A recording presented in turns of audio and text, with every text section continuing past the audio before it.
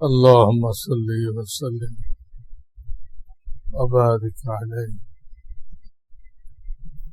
اللهم صل وسلم وبارك عليه.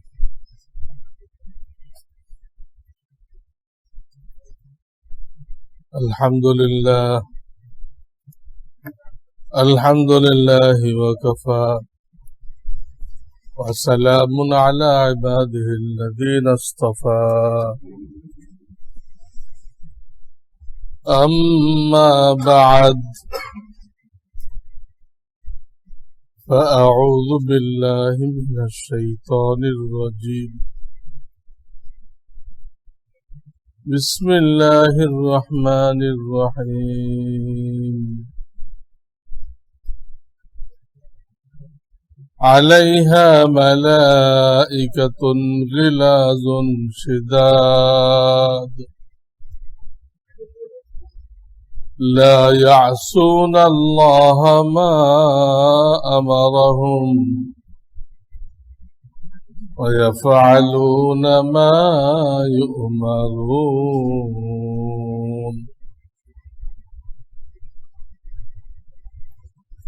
وقال النبي صلى الله عليه وسلم: وإن الملائكة لتضع أجنحتها رضا لطالب العلم، أو كما قال عليه الصلاة والسلام. मोहतरम हाजिरीन,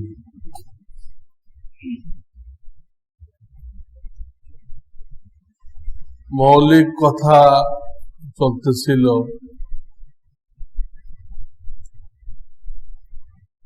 যে আমাদের দ্বীন ইসলামের মধ্যে সবচেয়ে মূল্যবান জিনিস হলো ঈমান। এর উপরে আর কিচ্ছু নেই।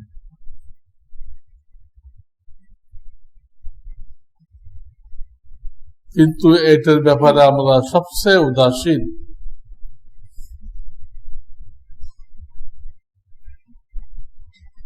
আমরা ধারণা করে বসে আছি আমরা তো মুমিন, অথচ ঈমানের কোন মেহনত অধিকাংশই আমরা করি নাই। না করেই মনে করতেছি মুসলমানের ঘরে আসছি, আমি মুমিন, অথচ এটা কোনো জরুরি না। নবীর ঘরে এসেও মুমিন হয় নাই। কিনান তো নূহ আলাইহিস সালামের ছেলে ছিল, কিন্তু সে তো মুমিন ছিল না, লাবণের শেষ হয়ে গেছে। এই জন্য নারী পুরুষ, বাপ বেটা, ছেলে মেয়ে, প্রত্যেকের এই ব্যাপারে আলাদা মেহনত করতে হবে, আলাদাভাবে এলেম শিখতে হবে। ঈমান কি? বলছে চারটে জিনিস লাগবে: সঠিক বিশ্বাস, গলত বিশ্বাস যেটাকে কুফরি, শিরকি, মুনাফিকি আলামত বলে, এগুলো থেকে ঈমানকে খালি করা। এগুলো থাকলে ওই ঈমান গ্রহণযোগ্য না, বাতিল।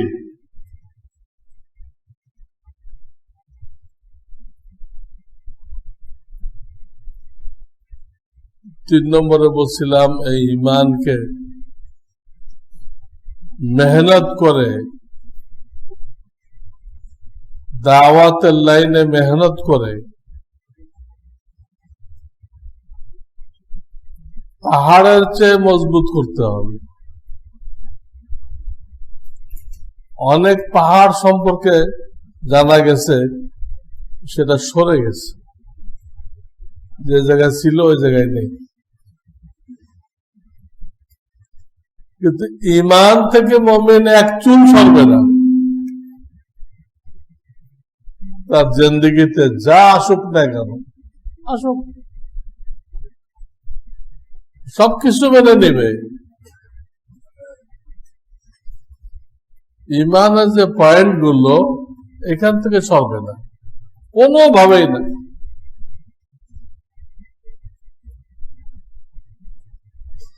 আল্লাহ পরীক্ষা নেবেন আমরা কতটুকু আল্লাহর আশেক, আল্লাহ জানেন,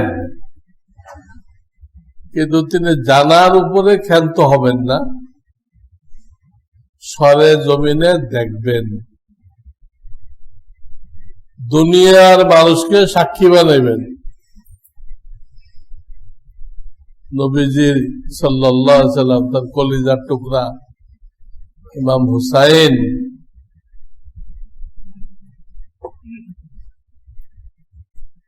তার ভাগ্যে ছিল সর্বোচ্চ মাকাম সাইয়্যিদুশ শুহাদা,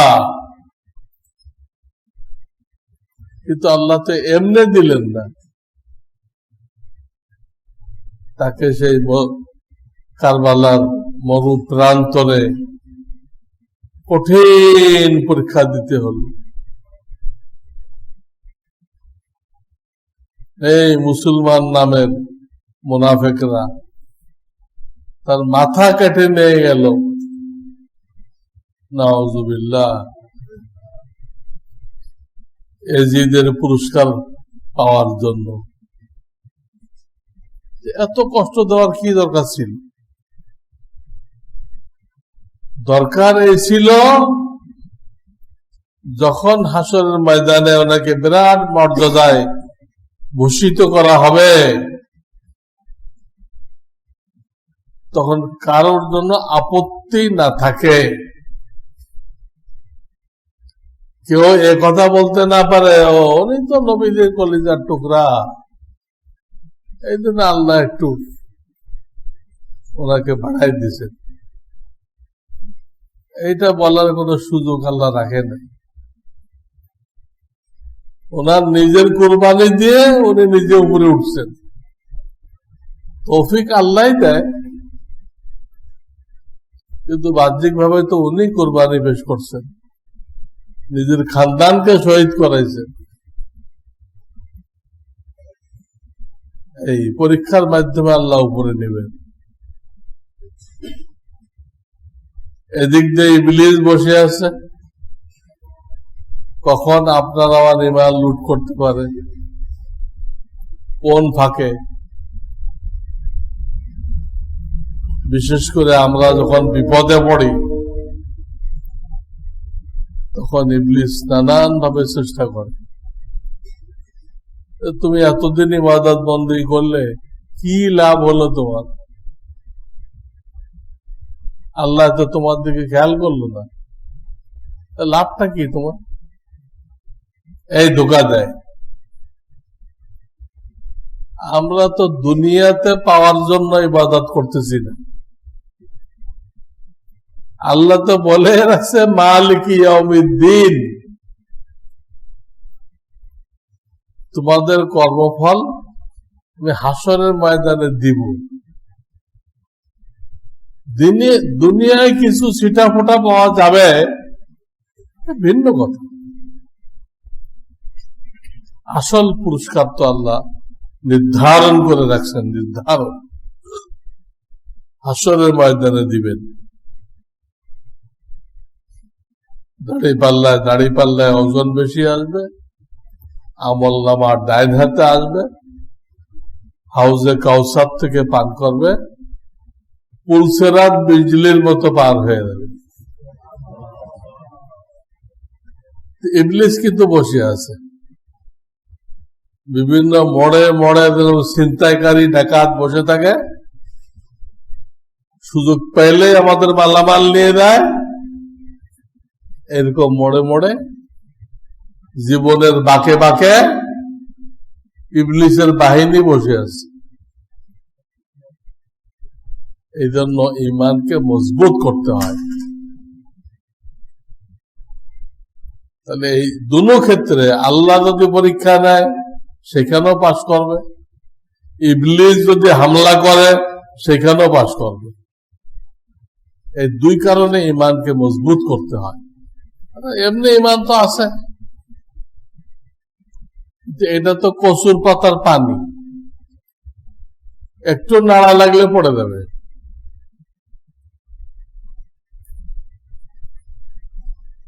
আর এটিকে মজবুত করলে দুনিয়া ধ্বংস হয়ে যাবে, পাহাড় উড়ে যাবে, সে তার জায়গায় দাঁড়ায় আছে। হযরত আলী রাদিয়াল্লাহু তাআলা বলেন যে জান্নাত জাহান্নাম যদি আমাদের সামনে এখন আনা হয় তা আমাদের এই ব্যাপারে ইয়াকিন আর বাড়বে না। নবীজি আমাদেরকে নিয়ে এমন মেহনত করাইছেন ইমানের লাইনে যে এখন তো জান্নাত জাহান্নাম আমরা দেখি নাই, যদি আমাদের সামনে পেশ করা হয় ওটা দেখার পরে ইমান আর বাড়বে না। বাড়ার তোর জায়গা নেই তো, বাড়ার যেটুকু সুযোগ ছিল পুরাটা তাদের হাসিল হয়ে গেছে। নীল দরিয়ার নামে চিঠি লিখতে পারে, দরিয়ায় চিঠি পড়তে পারে, আর নদীর স্রোত চলতেছে তার উপর দিয়ে যাইতে পারে। তো সাহাবাদের ইমানই শক্তি। 4 নম্বরে বলেছিলাম ভালো করে কলবে বসাইতে হবে, এই বিশ্বাসের উপরে মৃত্যু পর্যন্ত কায়েম থাকতে হবে। 1 সেকেন্ডের জন্য এখান থেকে সরে আসা যাবে না। অন্য কোন বিশ্বাস 1 সেকেন্ডের জন্য অবলম্বন করা যাবে না। আজকাল মুসলমানরা সমান মন্দিরে যেতেছে, হিন্দুদের বড়দিনে হিন্দু করতেছি, খ্রিস্টানদের বড়দিনে যেতেছে, সবটাতে আছে, অনেক লিখসারও দিচ্ছে, কিছুই মনে করতেছে না। আমার ইমান তো ঠিক আছে।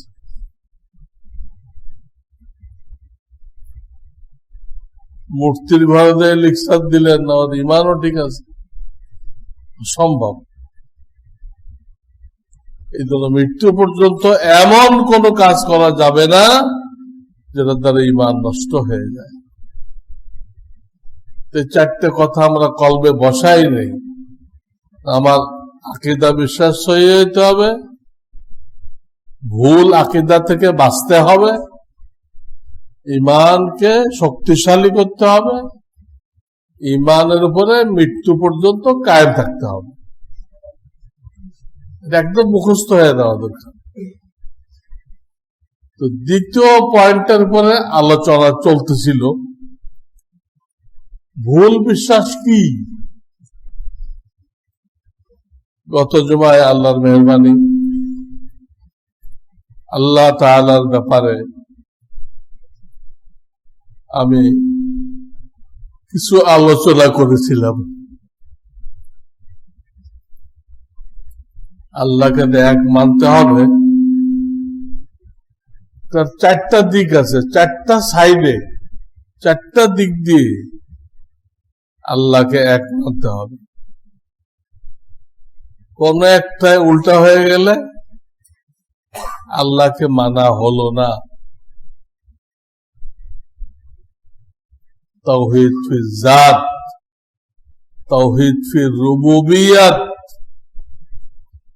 তাওহীদ ফিল উলুহিয়্যাত, তাওহীদ ফিল আসমাই ওয়াস সিফাত। গত জমায় ব্যাখ্যা করেছি। আল্লাহ সত্তা এক, 2 নম্বরে আমার পালনেওয়ালা, যত কিছু দিচ্ছেন তিনি, কারো মাধ্যমে আসতে পারে, কিন্তু ওটা আল্লাহর ফয়সালা হয়েছে তাই লোকটা দিচ্ছে, ওই লোক দিয়ে নেওয়ালা না। পালনেওয়ালা আল্লাহ। কিন্তু তিনি পর্দার আড়ালে। এই জায়গায় বান্দার পরীক্ষা। মাধ্যমকে বিশ্বাস করে পর্দার আড়ালে আল্লাহ সবকিছু করতেছে সেটাকে বিশ্বাস করে, এই জায়গায় পরীক্ষা। এখানে আমরা ফেল হয়ে যাই। মুখে বলি একটা, কিন্তু সাথে কিন্তু লাগাই দিই। কিন্তু আল্লাহ তো পালে, কিন্তু দোকান তো থাকতে হবে। আল্লাহ তো পালে, কিন্তু চাকরি থাকতে হবে। কিন্তু লাগাই দিলে আর এই তৌহিদ থাকলো না।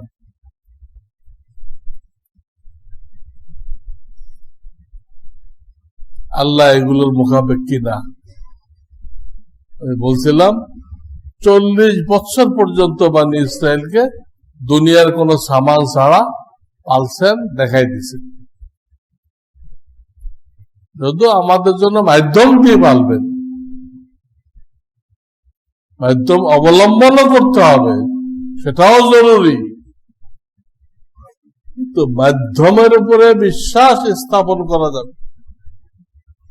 এই মাধ্যমগুলো আমাকে পালে না, এগুলো আল্লাহর পিয়ন। আল্লাহ 3 নম্বরে বলেছিলাম তাওহীদ ফিল উলুহিয়ত, ইবাদত বندگی বলতে যা বুঝায় সব আল্লাহর জন্য, সব আল্লাহর জন্য, অন্য কারোর জন্য করা যাবে না। পীরের নামে মান্নত করে, পীরের নামে জবাই করে, পীরের পায়ে সেজদা করে, পীরের কবর তওয়াব করে, সব ইবাদত। পীরের কাছে এই যে আজমির যায় লোকেরা, ওখানে ওনার কাছে প্রার্থনা করে, মনের হাজত পেশ করে। প্রার্থনা তো ইবাদত, খালি ইবাদত না, এটাকে মুখল ইবাদত বলা হয়েছে, ইবাদতের সারাংশ। আর দোয়া ও মুখল ইবাদত। আমরা নামাজ রোজা যা করি, উদ্দেশ্য তো আল্লাহর সামনে নিজেকে বিনয়ী করা, ছোট করা। সমস্ত ইবাদত দ্বারা এটাই উদ্দেশ্য, তোমাকে ছোট করো। তোমার নাক জমিনে ঘষো, আমি তুচ্ছ, আমার কোনো কিছু নেই। আমাদের কিছু ভালো থাকে, আল্লাহ তুমি দিয়ে রাখছে, তোমার দাও, আমার না। আয়নার মধ্যে সূর্যের আলো পড়ে না, ওই আলোটা আবার বিভিন্ন দিকে ঘোরানো যায়। আয়না যদি মনে করে এটা আমার নিজস্ব আলো, ভুল। আয়নার থেকে, সূর্য থেকে ঘোরায় ধরলে ওই আলো আর থাকবে না। তো আমাদের মধ্যে কোন গুণ যদি দেখা যায়, ওটা আল্লাহর পক্ষ থেকেই দেওয়া। নিজের মনে করা আমি এটা অর্জন করছি ব্যক্তিগত ভাবে, গলত।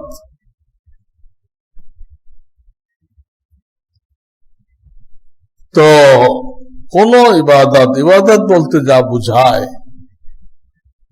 কাউকে করা যাবে না। এমনকি অনেকে মুরব্বীদেরকে কদমবুসি করে, পায়ে হাত দিয়ে সালাম করে। যদিও ওটা জায়েজ রাখা হয়েছে, কিন্তু শর্ত লাগানো হয়েছে, তো মাথা সোজা থাকতে হবে। মাথা ঝুঁকে করবো তো নাজায়েজ।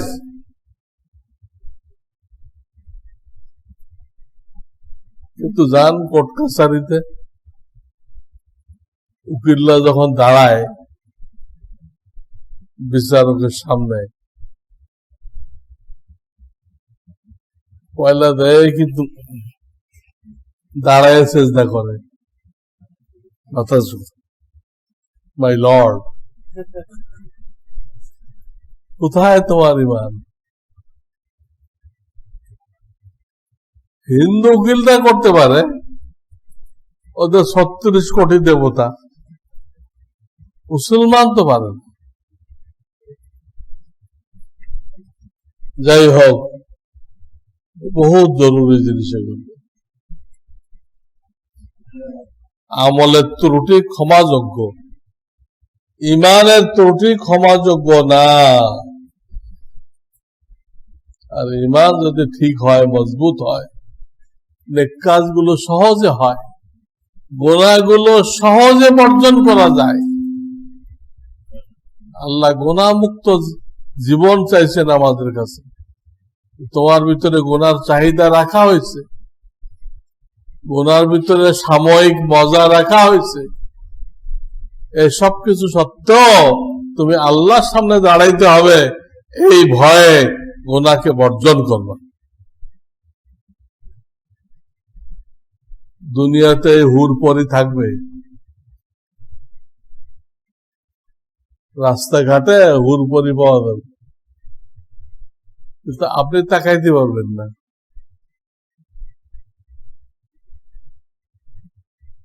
এইগুলো সর্বোচ্চ শিক্ষা নিয়ে তসলিমা নাসরিন হয়েছে। সর্বোচ্চ শিক্ষা নিয়ে আল্লাহকে চেনে নাই। ইংরেজদের সিলেবাস, আল্লাহ দুশ্মনের সিলেবাস পড়ে আমাদের মেয়েরা সর্বোচ্চ ডিগ্রি নিয়ে তারপর কি হয়েছে? তসলিমা নাসরিন। তাদের স্লোগান কি? দেহ আমার, সিদ্ধান্ত আমার। আজকে সংক্ষেপে যে বিষয় বলতে চাই,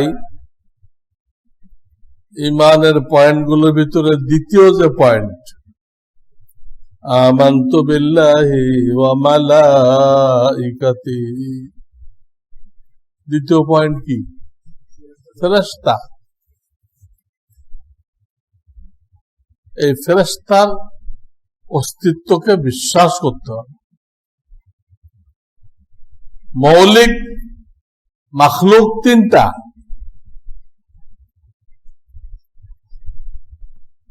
মানুষ, জিন, ফেরেশতা।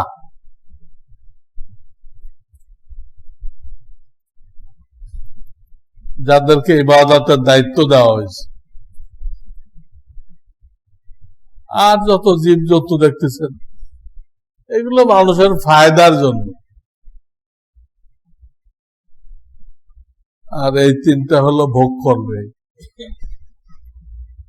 নিজের বিবেক দিয়ে আল্লাহর ইবাদত করবে। এই মৌলিক মখলুকের মধ্যে একটা আছে ফেরেশতা। মানুষ মাটির তৈরি, জিন আগুনের তৈরি। জিনকেও মানতে হবে।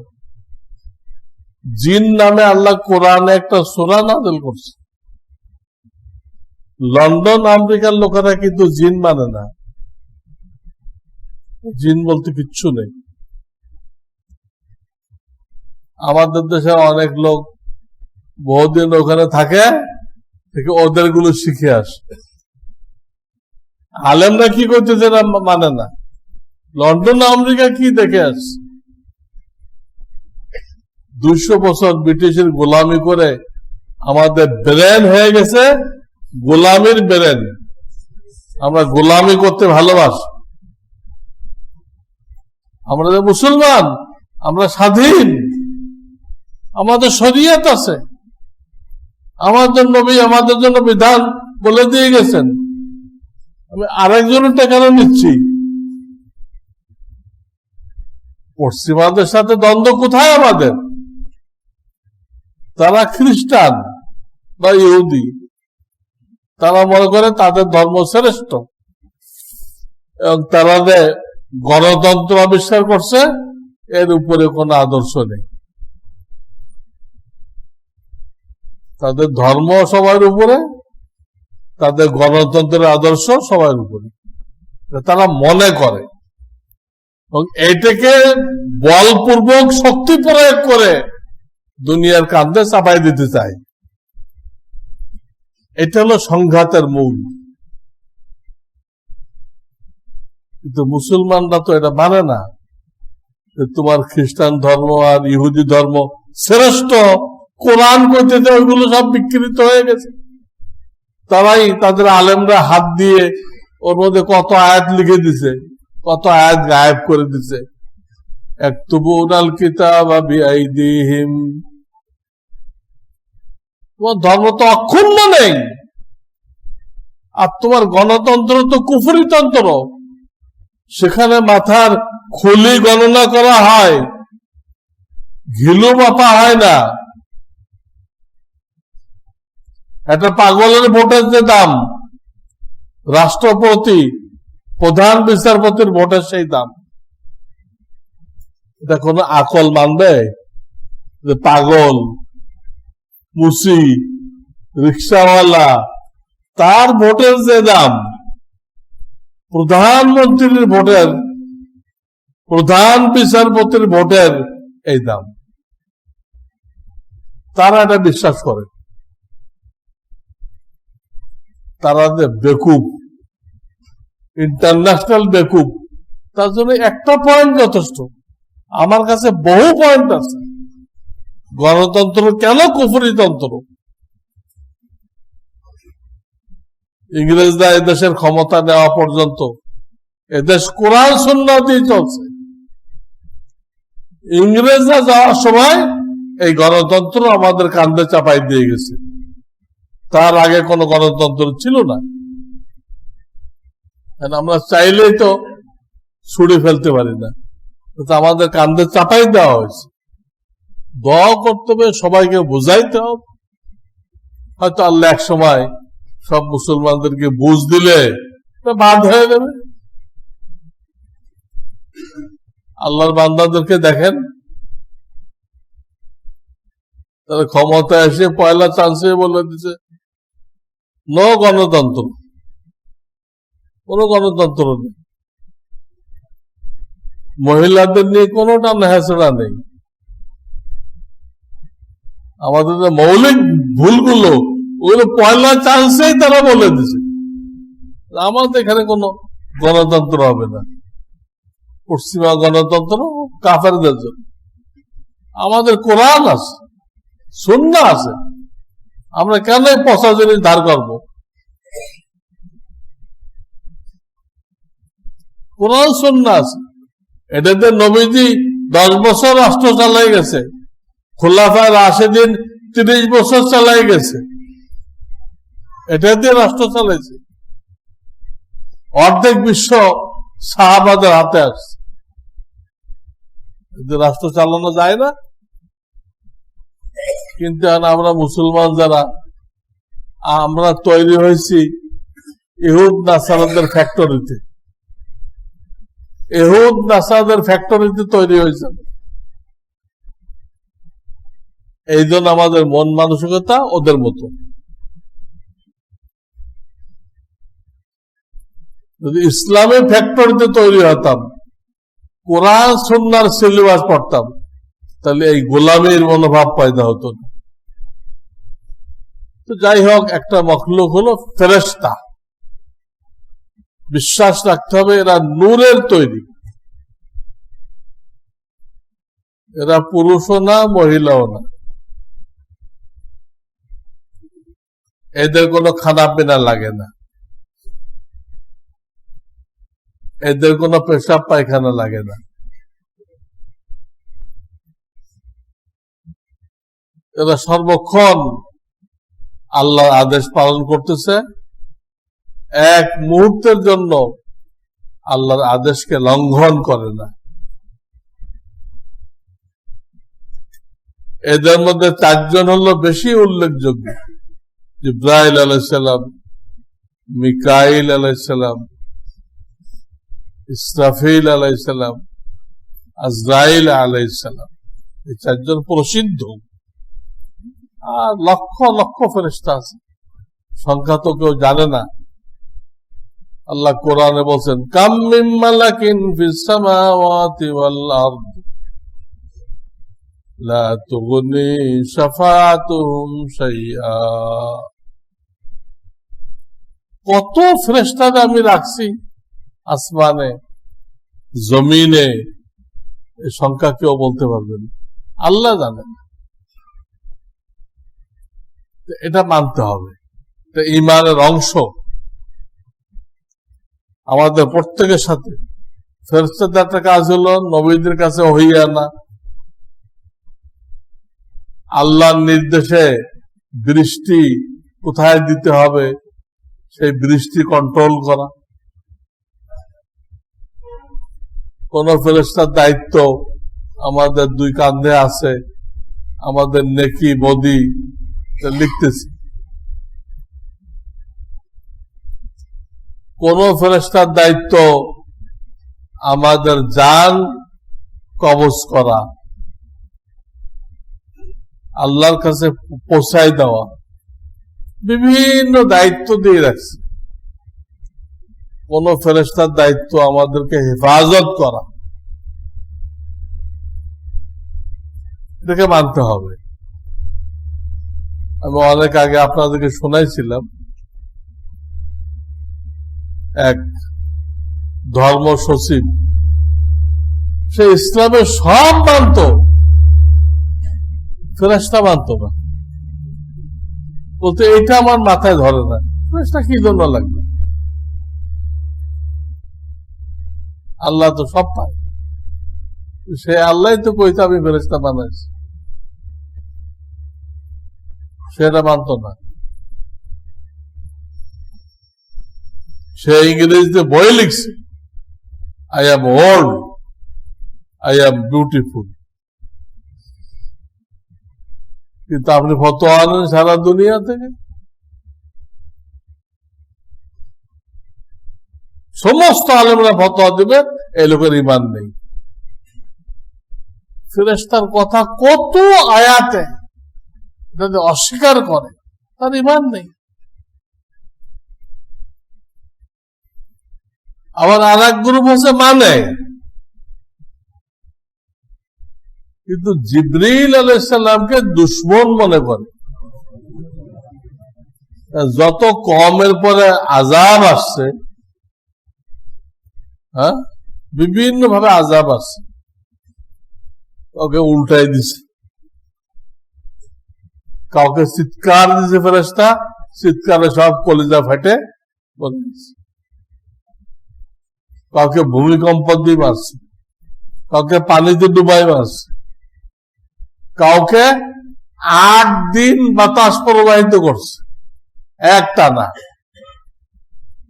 সব মরে গেছে, কেউ টিকতে পারেনি। তো ইহুদিরা জিবরাইলকে কেন দুশমন মনে করত? এই আযাবগুলো উনি দিছিল। আর উনি কি নিজের পক্ষতে দিছিল না আল্লাহ আদেশে দিছিল? দুশমন মনে করে। কোরআন শরীফ আছে, কুল মান কানা আদুওয়ান লিজিবরিল, প্রথম পারা। তারা নবীদিকে বলছিল আপনার কাছে তো অন্য কেউ ওহী আনতো তাহলে আমরা মানতাম, কিন্তু এই লোক কেন আনে? এই লোক তো এই সমস্ত আযাব দিছে আমাদেরকে। তারপরে আমাদের নবীর উপরে কঠিন কঠিন হুকুম নিয়ে আসছে, যাকাত দিতে হবে। আমি এত কষ্ট করে মাল কামাই করলাম, আমার যাকাত কেন দিব? উনি নাকি কঠিন কঠিন হুকুম লয়ে আসছে। তাই তারা বাহানা বের করছে, উনি আপনার কাছে আনে কেন ওহী, এই জন্য আমরা মানতে পারতেছি না। মিকাইল যদি আনতো তাহলে আমরা মানতাম। শয়তান। আমাদের সমাজে ফেরেশতাদেরকে কেউ দুশমনী মনে করে কিনা? কিছু মূর্খ লোক আছে, তারা আজরাইলকে দুশমন মনে করে। এই লোকটাই তো আমার বাপরে নিয়ে গেল।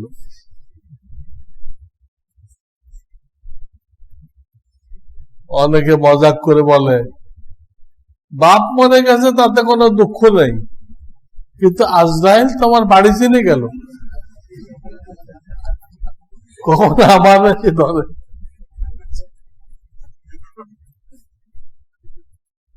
যখন টাইম হবে ওর বাড়ি চেনা লাগবে না।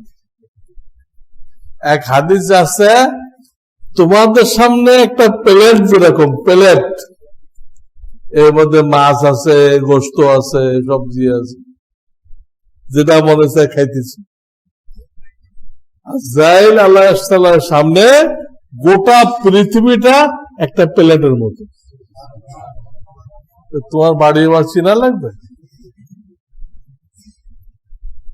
কেন দুশ্মন মনে করো? তুমি সারা জীবন তার জন্য ইবাদত করলা, তুমি কি চাও না সে আল্লাহর সামনে যায় এই ইবাদতের পুরস্কার নিবা? চাও না? সব মানুষ চায় যে আল্লাহর জন্য এত কোরবানি করলাম, সুদ খাইলাম না, ঘুষ খাইলাম না, ঢাকায় একটা বাড়ি হলো না, আল্লাহকে রাজি করতে দেয়।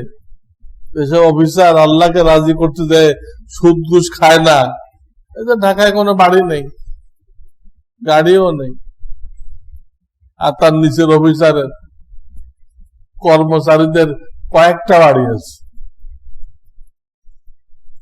এই পার্থক্য, বিশ্বাসের পার্থক্য। তো যে আল্লাহর জন্য ইবাদত করলাম তার সামনে যাওয়াটা তো খুশির বিষয়, তিনি আমাকে পুরস্কৃত করবেন।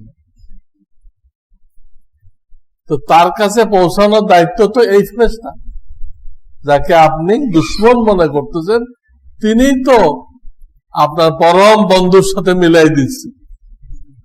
মিলাই দিয়ে অন্যায় করলো না ভালো করলো? মিলাই দেওয়ার পরে তো আপনি জান্নাত পাবেন। দুশমন মনে করার কি হলো? মূর্খ লোকেরা মনে করে। আর সে জান নাই কি নিজের মত মতো না আল্লাহর হুকুম মতো? এক জামানায় তো ফেরেশতা মানুষের সুরতে আসতো, কিন্তু মানুষরা গালাগালি করত। যাদের কোন আত্মীয় রু নিয়ে গেছে, ওই লোকেরা, তার বাপ মরে গেছে, মা রু নিয়ে গেছে, গালাগালি করত। আল্লাহ সিস্টেম পাল্টাই দিচ্ছে, তাকে আর দেখা যাবে না। কোন এক জামানায় দেখা যাইত, অনেক বুজুর্গানের দিনের সাথে ফেরেশতাদের কারোর সাথে ইবলিসের মানুষের সুরতে দেখা হয়েছে, মালাকুল মউতের দেখা হয়েছে, সাদ্দাদের সাথে দেখা হয়েছিল না? সাদ্দাদ তার তৈরি বেহেশতে ঢোকার আগে দেখা হয়েছিল। অত্যন্ত ধমক দিছিল, চলো আমি এত কষ্ট বিল্ডিং বানাইলাম, তুমি এখন ডিস্টার্ব করতে এসেছি। পরে যখন আইডি কার্ড পেশ করছে, আমি কে আপনি জানেন নাকি? আমি হলো মালাকুল মউত। এখন তো প্রাণে আর পানি নেই, এখন কাকতি মিনতি ভাই একটু সময় দাও, আমি একটা বার চক্কর দিয়ে আসি। না, এক সেকেন্ড হবে না, তোমার টাইম শেষ। কোথায় গেল সেই সাদ্দাদের দাপট? সারা দুনিয়ার হেরা জওহর এক জায়গায় করছিল।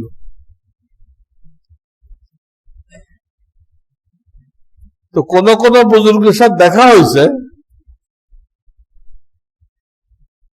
তো ওই বুজুর্গ জিজ্ঞাসা করছে, ভাই মালাকুল মউত যেই আসে একটু খবর দিয়ে আসে, নোটিশ দিয়ে আসে, আমাদের কাছে যেই আসে আগে একটা খবর দেয় আমি আসতেছি, কিন্তু তুমি যে আসো তুমি তো কোনো নোটিশ দাও না, আমরা তো বিপদে পড়ে যাই, অপ্রস্তুত অবস্থায় দুনিয়াতে চলে যাই। তখন মালাকুল মউত অর্থাৎ আজরাইল আলাইহিস সালাম বললেন, জনাব আমি অনেকগুলো নোটিশ দেই, কিন্তু সমস্যা এখানে হয়েছে মানুষেরা আমার নোটিশ গুলোকে নোটিশ মনে করে না। অনেকগুলো নোটিশ দেয় আমি, তুমি যখন নানা হয়ে গেলা, এটা আমার নোটিশ, তৈরি হয়ে দাও, সিট খালি করতে হবে, আরো মেহমান আসতেছে। তুমি যখন দাদা হয়ে গেলা, এটাও আমার পক্ষ থেকে নোটিশ। তোমার যখন দাস্ত হয়, বারবার টয়লেটে দৌড়াও, বা এই ধরনের কোন রোগ হয়, করোনা হয়, এটা আমার পক্ষ থেকে নোটিশ। এইভাবে আমি অনেকগুলো নোটিশ দেই। যখন তার চুল সাদা হইতে থাকে, এটাও আমার পক্ষ থেকে নোটিশ। কিন্তু মানুষ এরকম নেমো খারাপ, আমার নোটিশ গুলোকে নোটিশ মনে করে না। সারা জীবন গাফেল ছিল, গাফেলই থাকে। আরো মহা খুশি, দাদা হয়ে গেছি, নানা হয়ে গেছি, মনে হয় কত প্রমোশন হয়ে গেছে। এটা যে সিট ছাড়ার একটা ইঙ্গিত, চেয়ার খালি করতে হবে। চেয়ার খালি করতে হলে আপনি কবরে যাইবেন। যাই হোক, আজকের বয়ানের সার কথা হলো, ফেরেশতা সম্পর্কে বিশ্বাস রাখতে হবে, তার সম্পর্কে কোনো দুশ্মনী রাখা যাবে না, মুহাব্বতের নজরে তাদেরকে দেখতে হবে, এবং তারা বিভিন্ন দায়িত্বে আছে। ইনকুল্লুল্লাম্মা আলাইহা হাফিজ, এই আয়াত আল্লাহ বলতেছেন প্রত্যেকটা মানুষের উপরে আমি হেফাজতকারী ফেরেশতা দিয়েছি। আপনার আমার প্রত্যেকের সাথে হেফাজতকারী ফেরেশতা আছে।